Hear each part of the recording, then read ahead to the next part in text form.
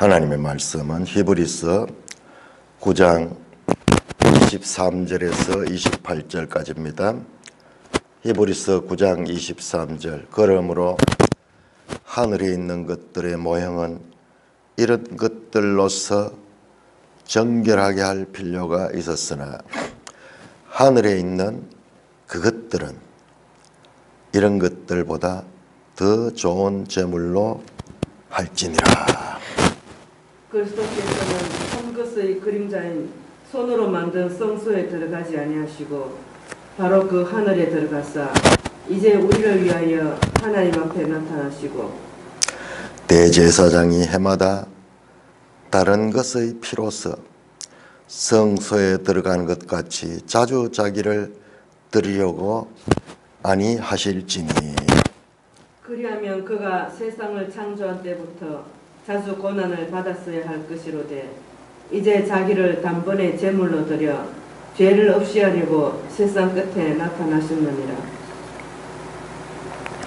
한 번 죽는 것은 사람에게 정해진 것이요 그 후에는 심판이 있으리니 이와 같이 그리스도도 많은 사람의 죄를 담당하시려고 단번에 들이신 바 되셨고 구원에 이르게 하기 위하여 죄와 상관없이 자기를 바라는 자들에게 두 번째 나타나시리라. 하나님 아버지 은혜를 감사합니다. 오늘 이 말씀을 바르게 깨달을 수 있도록 성령 하나님 주장하시고 지도하여 주옵소서. 억지 해석이나 무리하게 내 생각이나 내 힘으로 억제하지 않도록 주님 말씀 앞에 정직하도록 인도하여 주옵소서. 예수님 이름으로 감사하며 기도드리옵나이다. 아멘. 자, 9장은 아주 중요하죠. 9장 23절에서 28절은 예수님이 새 언약의 중보자이심을 설명하는 거예요. 자, 앞으로 한 장 돌려보세요. 9장 15절에 보시면 9장 15절에 그는 새 언약의 중보자다. 예수님은 새 언약의 중보자입니다. 자, 8장 6절에서는 더 좋은 언약, 그리고 9장 15절입니까? 새 언약. 10장에 또 한번 나옵니다. 10장에 1장 절부는 새 언약. 자, 이게 전부 다 중보자다 같은 말이죠. 예수님은 새 언약을 통하여서 하나님과 그 백성 사이를 연결시켜 주시는 중보자시다. 이것을 이제 설명하면서 옛 언약과 비교할 적에 새 언약은 청량할 수 없는 그리스도의 탁월함이 논증됩니다. 옛 언약은 모형과 같은 것이고 새 언약은 본체와 같은 것이다.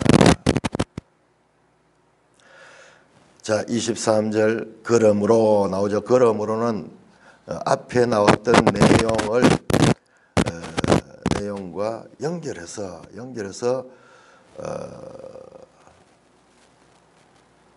이제 결론을 도출하는 그와 같은 접속사입니다. 그러므로 자 22절 보세요.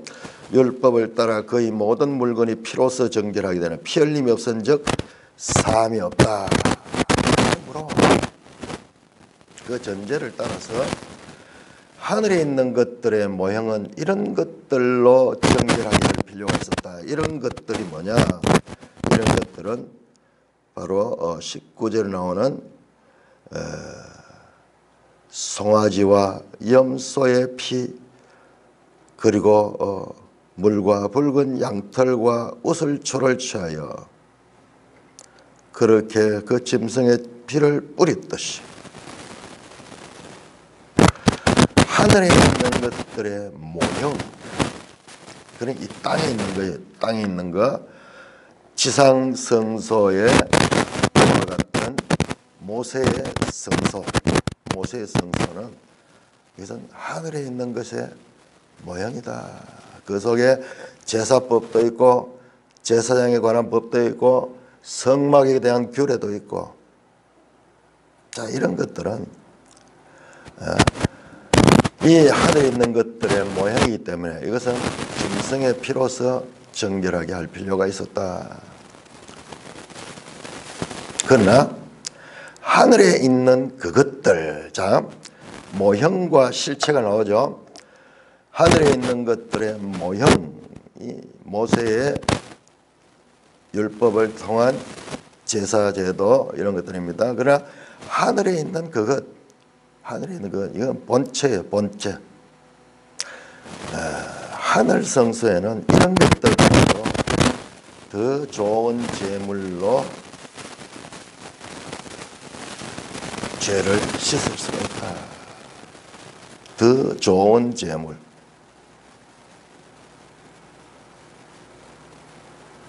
이 땅에서는 짐승이 제물로 드리는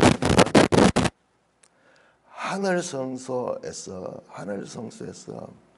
여기 하늘 성소라고 말하지 않고 하늘에 있는 그것이라고 말하는 것은요, 이것도 의미가 있습니다. 앞에 한번 성막이라는 성소라는 한 말이 한번 나왔어요. 참장막이라는데, 성소와 참장막 8장 2절에 성소와 참장막에서 하늘 성소라고 그렇게 이제 약간 암시적으로 그렇게 표현되는데, 여기 와서는 그걸 떼어버렸어요. 왜? 하늘 그 자체라고, 하늘 그 자체. 우리가 이 땅의 것을 가지고 하늘에다가 적응식 뭐야? 이 땅의 것은 하늘의 것에 모형을 여기에 주셨습니다. 이게 모세법이에요, 모세법. 근데 이걸 가지고 여기다 그대로 적용시키면 안 돼요.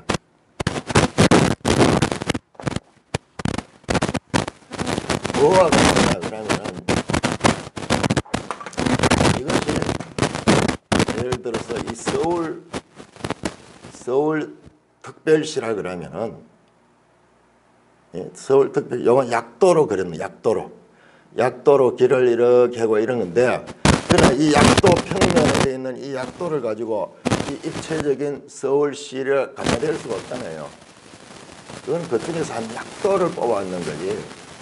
그래 자꾸 개념을 이 땅의 성소의 개념을 가지고 하늘 성소의 개념을 보면은, 이 땅의 성소가 이런 이와 같은 칸이 쳐져 있고 물두멍이 있고 번제단이 있고 뭐 이런 그 성소와 지성소가 있고, 이것의 확대로 그렇게 봐서는 안 돼. 여기는 더 크다란 이와 같은 성소가 있는 게 아니다 이 말이야. 이거는 하늘의 것이야. 이게 이 모형과 같은 것이고, 여기는 뭐냐? 여기는 이런 게 있는 게 아니고, 이런 게 있는 게 아니고 그 본체가 있는데, 여기는 그냥 하늘 그 자체, 하늘. 하나님이 계신 곳이 성소예요. 이 땅에는 전부 죄로 오염되어 있기 때문에 하나님이 특별한 장소를 구별해가지고 이것을 하나님을 알리는 그런 도구로 썼지. 하늘 그 자체는 죄가 오염이 없기 때문에 온통 하늘 그 자체가 거룩한 성소예요. 거룩한 성소예요. 성소라는 말을 우리가 잘 알아야 됩니다. 이게 하나님이 임재하는 곳이에요. 하늘 그 자체가 하늘에 있는 그것들, 본체죠. 본체는 이것들보다 더 좋은 제물로 한다. 더 좋은 제물은 뭐냐? 그리스도가 친히 제물이 되셨다. 그래서 하늘에서 용납함을 받았다는 거죠. 그리스도께서 참것의 그림자인 손으로 만든 성소에 들어가지 아니하시고, 자, 참것의 그림자 23절 하늘에 있는 것들의 모형, 여기서는 참것의 그림자, 참 것은 하늘 그 자체, 하늘 그 자체. 그림자 같은 이야기죠. 손으로 만든 성소, 이 모세법이죠. 모세법. 하늘에 있는 것들의 모형, 23절 모형이나 그 다음에 24절에 참모세의 그림자인 손으로 만든 성소 같은 말이에요. 같은 말. 예수님은 사람의 손으로 만든 성소, 할렐과 올리압에 그리고 많은 이 장인들에 의해서 만들어진 그 성소에 들어가신 분이 아니고 바로 그 하늘에 들어갔다. 바로 그 하늘에 들어갔다.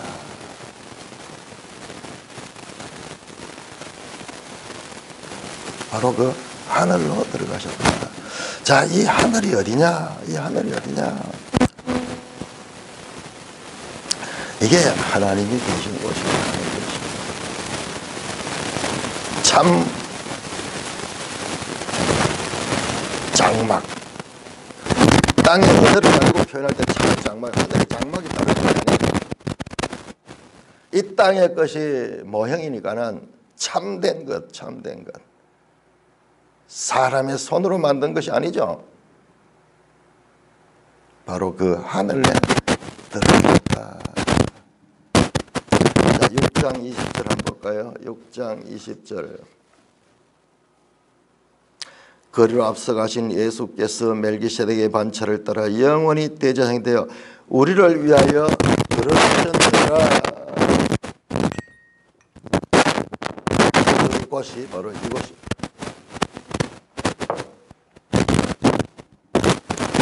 바로 그 하늘 그 자체로 들어가셔서 이제 우리를 위하여 하나님 앞에 나타나셨다. 이제 현재적으로 성소에 들어가셨으며 우리를 위하여 자, 여기 우리라는 단어를 주의해서 봐야 돼. 이 우리라는 단어가 지금 계속 히브리서에 나오는 거예요. 수신자와 이 발신자가 속한 이 교회 1세기 히브리인들의 중심이 된 그 교회, 우리를 위하여 하나님 앞에 나타나셨다. 왜? 바로 우리를 위하여 간구를 하시기 위해서 하나님 앞에 나타나셨다. 하나님 앞에 나타나셨다 하는 이 말은 프로스폰, 나타나다, 하나님 앞에 나타나다. 그죠? 이 앞이라고 하는 게 프로스폰, 얼굴. 하나님 앞에 하나님과 대면하여서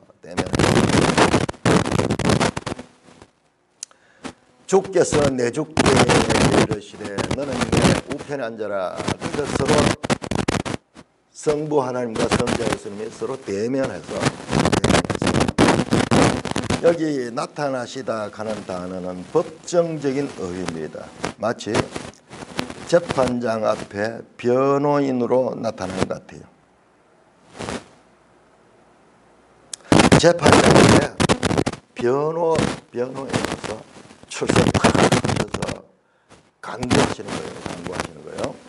그래서 그 한 사람 죄를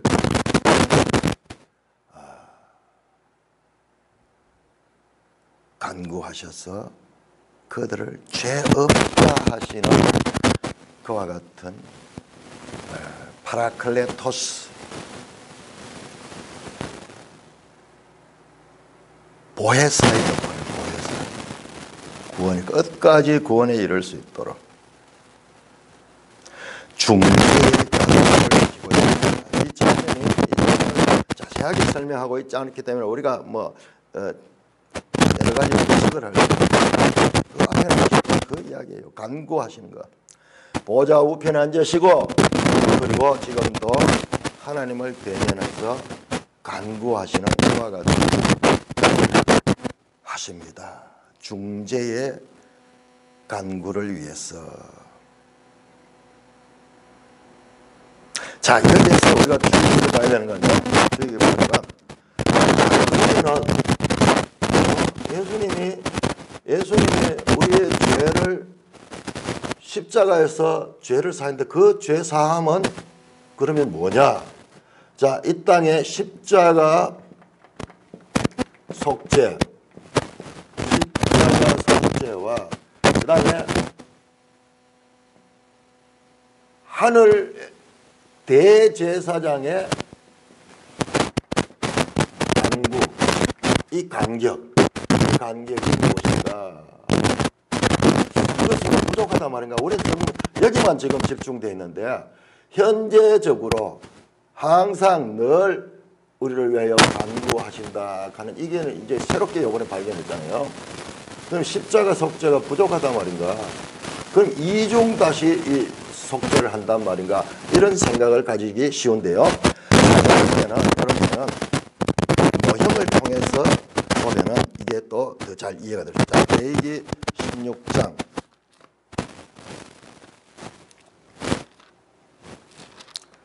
레위기 16장. 그러니까 지금 히브리서에서 지금 나오는 이야기는 그냥 일반 제사가 아니고 대속죄의 제사를 지금 다루고 있습니다. 자, 16장 11절은 아론은 자기를 위한 속죄제의 수송아지를 드리고 자기와 집안을 위하여 속죄하고 자기를 위한 그 속죄제의 수송아지를 잡고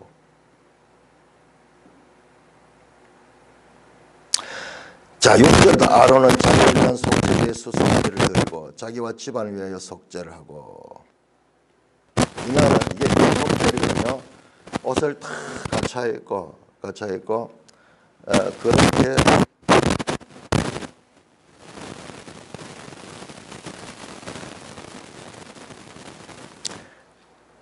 이 속죄는 무엇을 하냐면 이 속죄는 바깥에서 이 번제단에서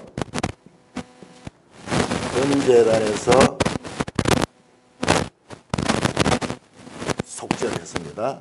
속죄에서. 자, 십자가에 속죄하시는 이와 같이 번제단에서의 속죄합니다. 자, 그런데 대적으로 이게 뭔가? 이건 뭔가? 자, 보세요. 자, 그런 다음에 14절 보세요. 14절. 자, 그는 또 수송아지 피를 가져다가 손가락으로 속죄소 동쪽에 뿌리고 속죄소가 이요. 지금 정벽에 있는 지성소에 속죄소는 그 정벽의 법계 뚜껑을 이야기해요. 뚜껑. 거기에다가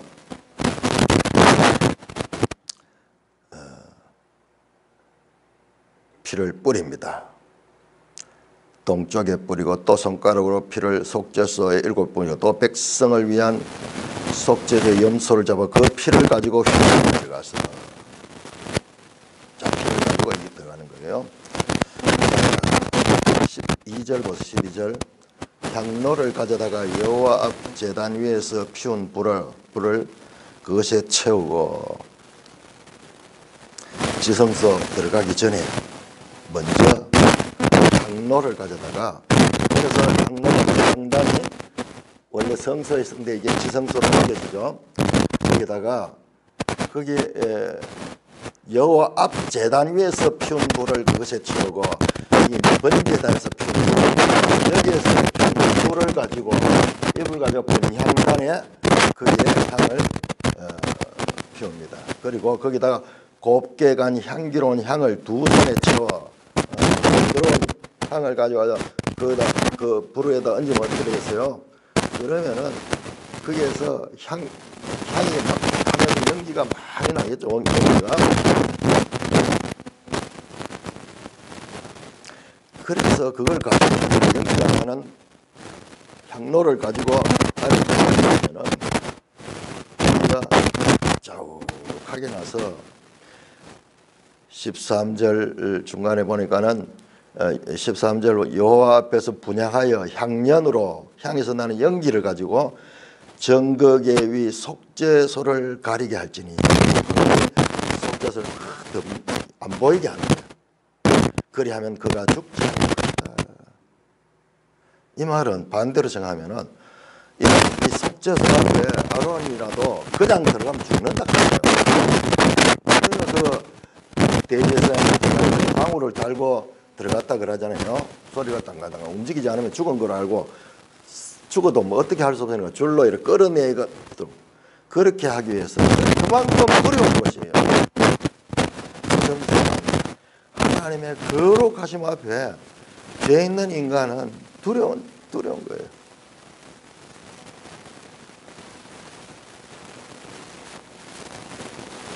바로 지금 대제사장을 바로 이 상태예요. 십자가의 속죄, 번제단에서 속죄한 그가 이제 그 피를 가지고 들어가서 이 지성소에 하나님 앞에 언약궤 앞에 나아가듯이 손에 향연을 가지고 가죠. 간구한다.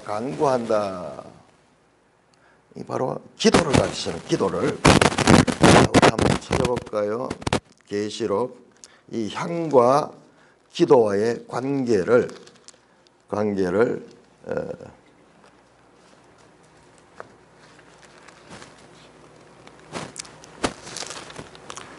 계시록 8장입니까?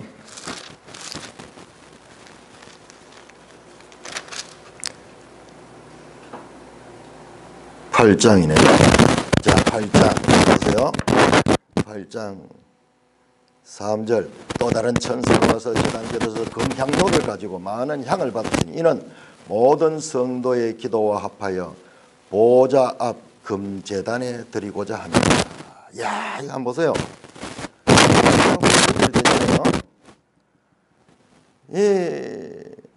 예수님이 지금 여기 세상의 강구로 하시는 것은 모든 성도와 기도합하며 4절에 보니까는 8장 4절 향연이 성도의 기도와 함께 천사의 손으로부터 하나님 앞으로 올라간다.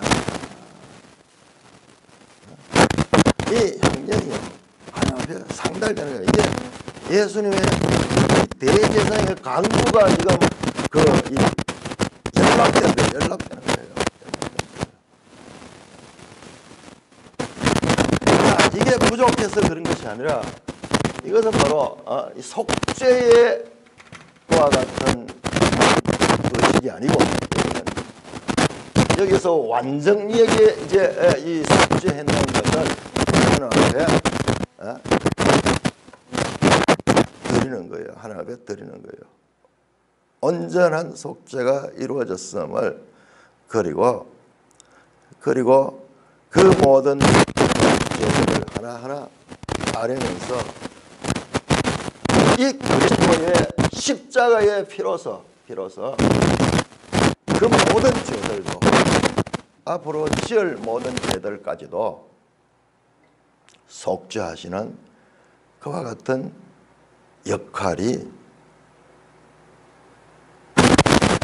대제사장의 간구요. 여기에 대해 성경이 자세히 설명하고 있지 않기 때문에 우리가 명확하게 이걸 이야기를 할 수는 없지만 이런 것 같아요.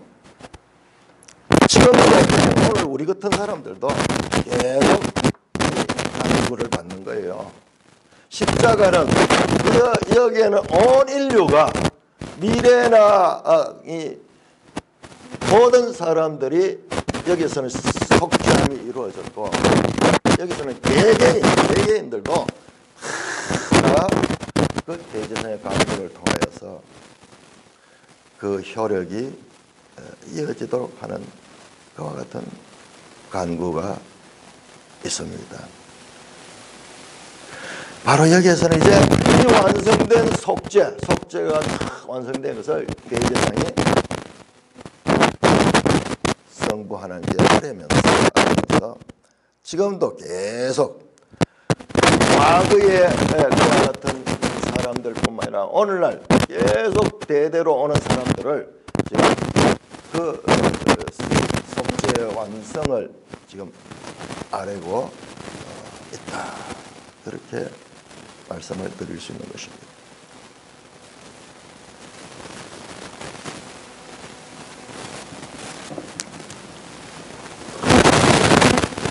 이 본문을 안식교에서는 어떻게 해석하냐면 참 너무 황당하게 해석하는 거예요.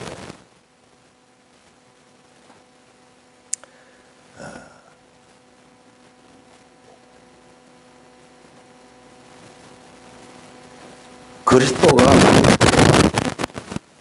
이제 이때 하늘 들어갔다. 그 우리를 위하여 이 단어를 갖다가 뭐 자기들한테 적용을 시키는 거지. 이거 지금 우리는 1세기 이 히브리 교인들이에요. 조사 심판 교리를 아마 여기서 끄집어낼 거예요. 근데 여기에 그런 근거가 어디에 있습니까? 아니, 성소에서 지성소로 들어갔다 그래. 성소에서 하늘에는 성소, 지성소 따로 구분 없습니다. 모든 것이 다 거룩한 것들입니다. 이 개념을 생각한 거야. 이 땅의 모형을 가지고 하늘을 지금 그대로 대입시키니까 그런 이상한 생각이 나온 거예요. 하늘에 성소가 따로 있고 지성소가 따로 있는 거 아니에요. 하나님 자체가 성소예요. 참 성소예요. 참 성소.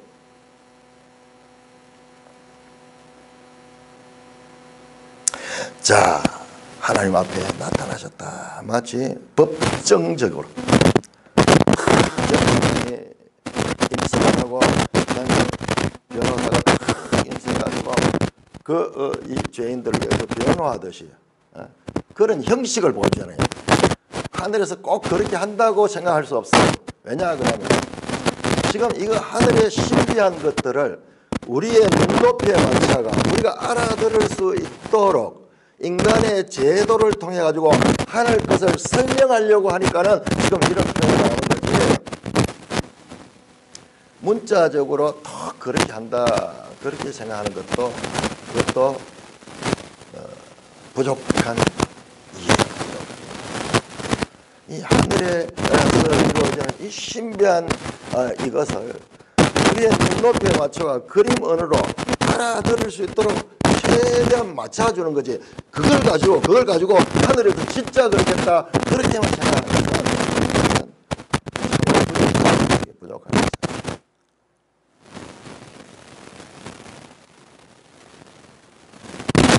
자, 대제사장이 해마다 다른 것의 피로서 성소에 드는 것이 자주 자기를 드리려고 아니하시니 예수님은 이제 하나님 앞에 나타났는데 다시 또 오시고 또 나타나고 이렇게 할 필요가 없다는 거예요. 그러나 이 땅의 대제사장은 해마다 안짐승 그 피를 가지고 성소에 들어가는 것처럼 자주 자기를 드리려고 하지 아니한다. 그리하면 만약 그렇다 그러면은 그가 세상에 창조한 때부터 자주 고난을 받아야 할 것이다. 예수님의 이 속죄하심은 단번에 그리고 완전하게 온전한 속죄를 이룰 것이다. 영원한 속죄다. 이제 자기를 죄로 드려 죄를 없이하시려고 세상 끝에 나타나셨느니라. 자, 여기에서는 우리 잘 생각해야 됩니다. 자, 세상 끝에 나타나셨다. 이거는 예수님이 이 땅에 오신 것을 이야기하고요. 이 땅에 오신 것이 목적이 뭐냐 그러면은 바로 십자가로 사람들을 대속하기 위하여, 십자가의 제물이 되시기 위하여 이 땅에 오셨다. 세상 끝에 나타나셨다. 자, 이것은 예수님의 초림을 나타내는 초림.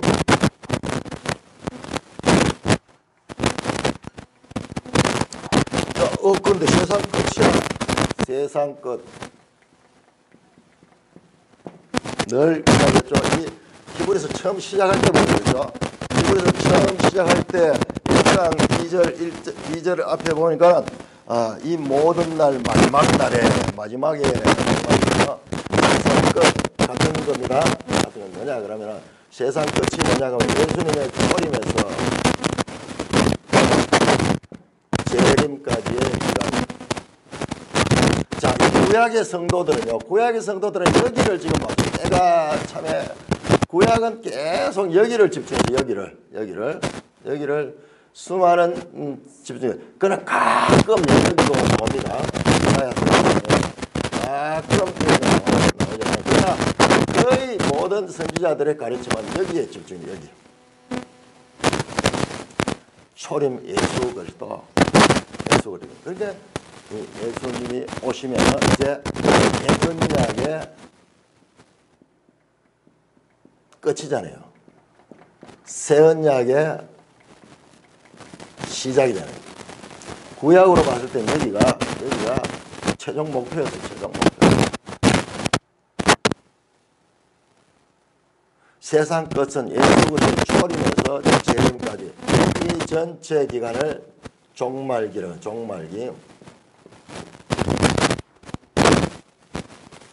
자, 초림은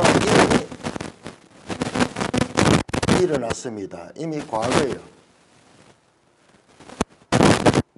그리고 재림은 아직 오지 않았어요. 성도가 살고 있는 이 시기, 이 시대가 교회 시대예요. 교회 시대고 성령의 시대. 이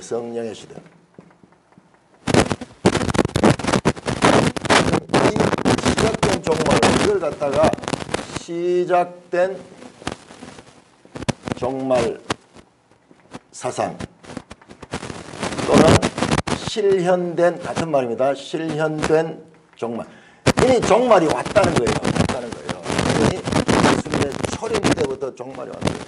그 사람들 종말 그러면 이 재림만 생각하고 있는데 그거는 이 성경적인 사상이 아니에요.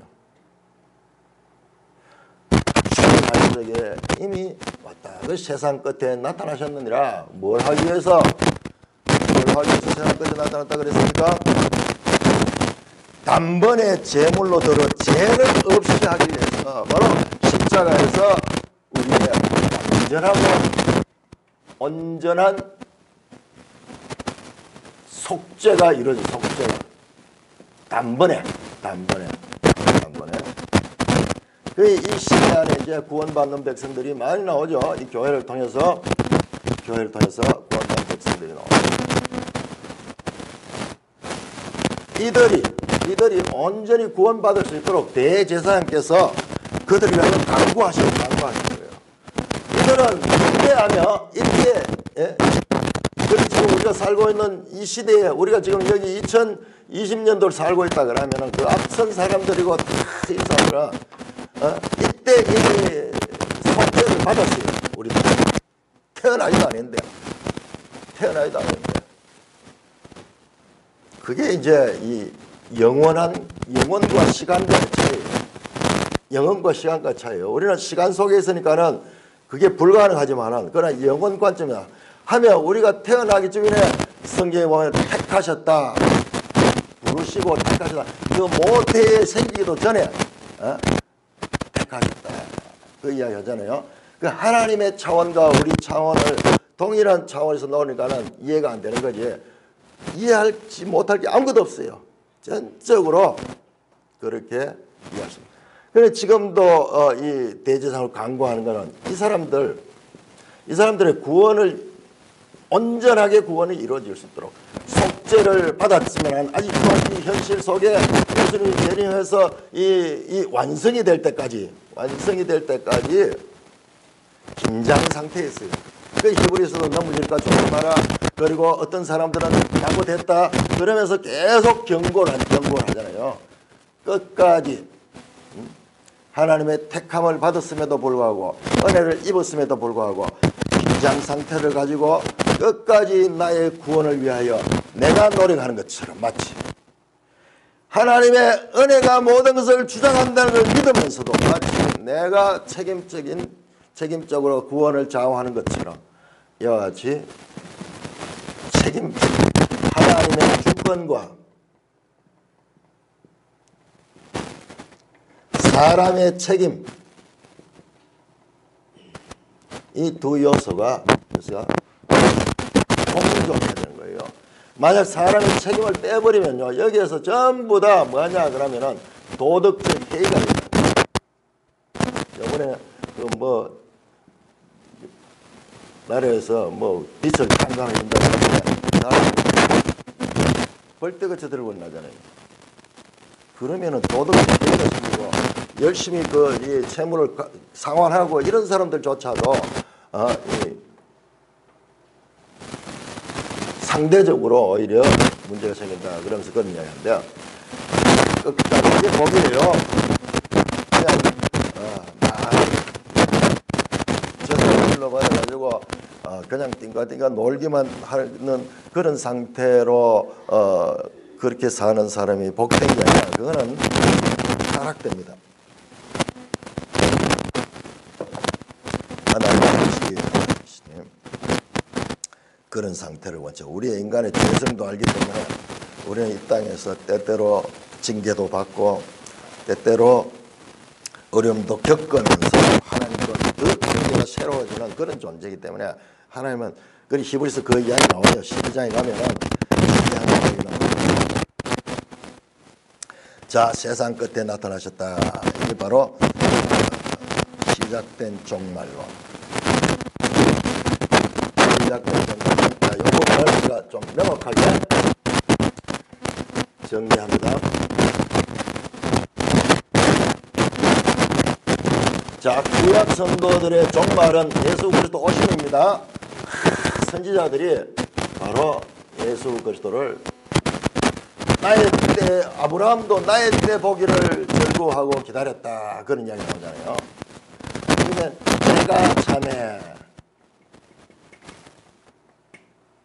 때가 참에 갈라디아 4장 4절에 모든 때가 지금 여기를 가리죠. 이제 초림하신 예수님은 십자가의 구속 사역을 완성합니다. 지금 현재 보좌 우편에서 그리고 대제사장으로서 지금도 구원받는 교회를 위하여 간구하시면서 마침내 이제 예수님이 대접하실 거다. 이게 기독교 종말론. 그래서 지금 이를 완성했다는 이를 세상 끝에 나타나셨습니다. 자, 우리 디모데전서 3장이요.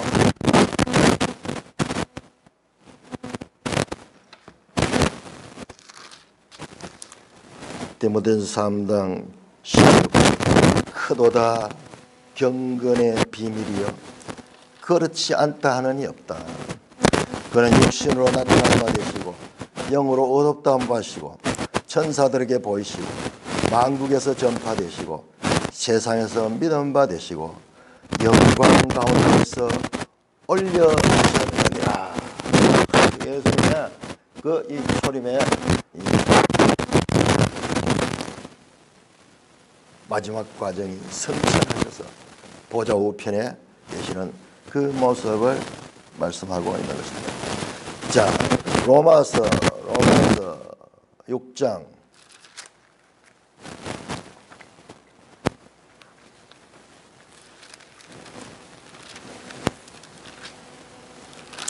로마서 6장 14절 죄가 너희를 주장하지 못하리니 이는 너희가 법 아래 있지 아니하고 은혜 아래 있으니라. 이 세상 끝은 바로 이 은혜의 자, 한 번 죽는 것은 사람에게 정해진 것이요 그 후에는 심판이 있다.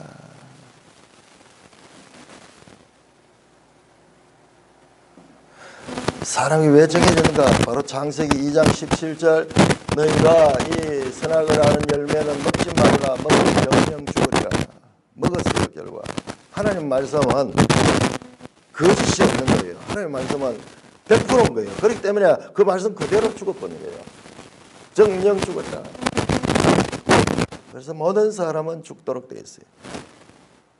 그 이후에는 심판이 있습니다. 이와 같이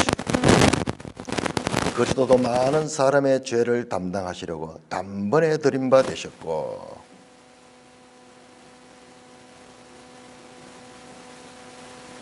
그리스도도 많은 사람의 죄를 단번에 들으신 바 되셨고 구원에 이르게 하기 위하여는 죄와 상관없이 자기를 바라는 들에게 두 번째 낙이라. 자, 여기 바로 제일인데요. 두 번째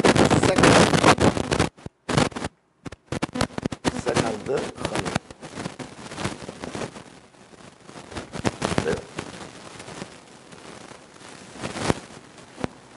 두 번째 나다. 자, 이건 미래죠. 미래 아직 이루어지지 않죠. 자, 이건 과거입니다. 그리고 이 현재 미래. 이게 구원의 완성이에요. 예수님의 재림 때. 그래서 이것은 시작된 종말 inauguration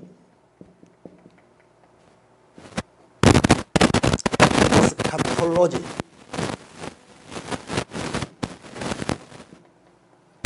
inauguration 취임하다가 대통령의 취임식을 했다. 그리고 취임했다.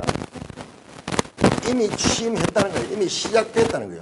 에스카톨로지. 그것은 정말로. 시작된 정말로.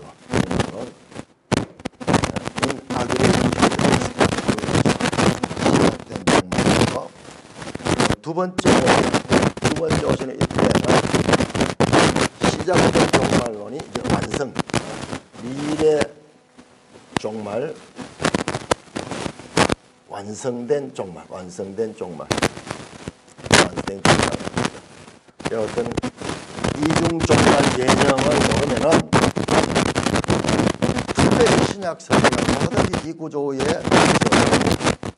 이걸 모르면은 성경을 제대로 이해할 수가 없어요. 이건 성경을 이해하는데 아주 기본적입니다.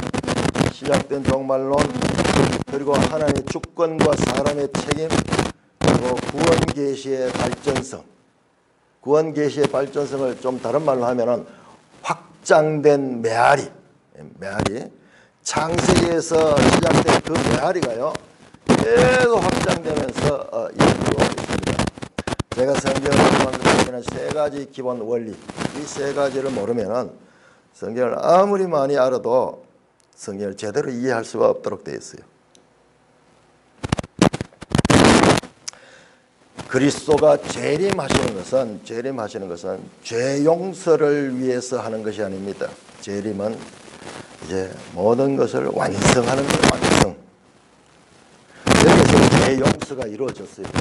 여기서 이제 모든 것을 완성하는 거예요.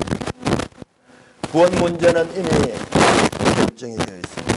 그리스도인들은 이미 종말론적인 시대의 교체, 에덴약 시대에서 새언약 시대로 넘겨졌고 애시대 저편에 살고 있습니다. 애시대와는 다른 시대죠. 그래서 우리의 구원은 확신이 드는 거예요.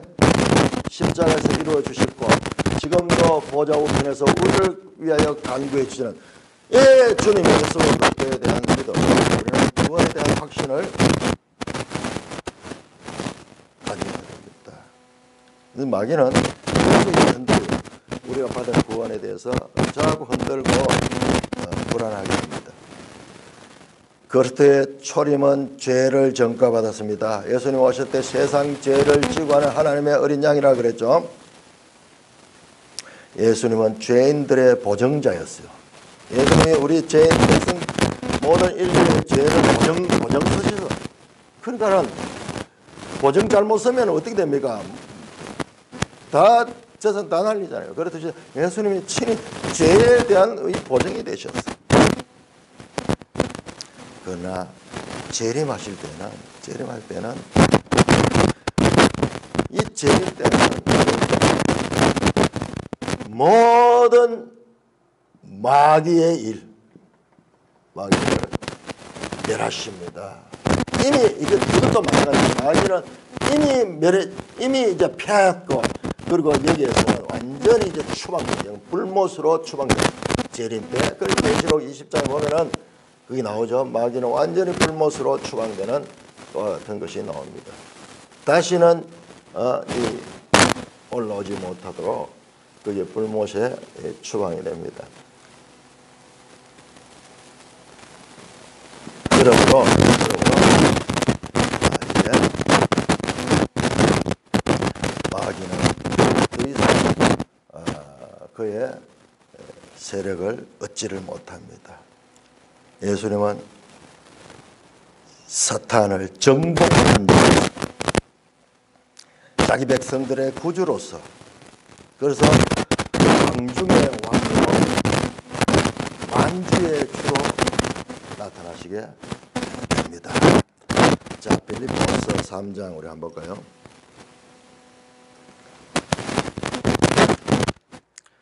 빌립보 3장 20절. 그러나 우리의 시민권은 하늘에 있는지라 거기로부터 구원자 곧 주 예수 그리스도를 기다리노니 그는 만물을 자기에게 복종하게 하실 수 있는 자의 역사로 우리 낮은 몸을 자기 영광의 몸의 형체같이 변해 재밌네. 예수님께서 우리 죄에 오염되어 있는 이 몸을 영광스러운 몸으로, 자신과 같은 영화로운 몸으로 변하게 그 하늘 그 나라에 우리가 시민권으로서 살 수 있는 그와 같은 영광의 몸으로 변하여서 그 영광스러운 그 나라에 편입될 수 있는 기회를 제공하신다는 거예요. 이것이 우리 이 성경이 우리에게 가르쳐주는 소망이에요. 소망.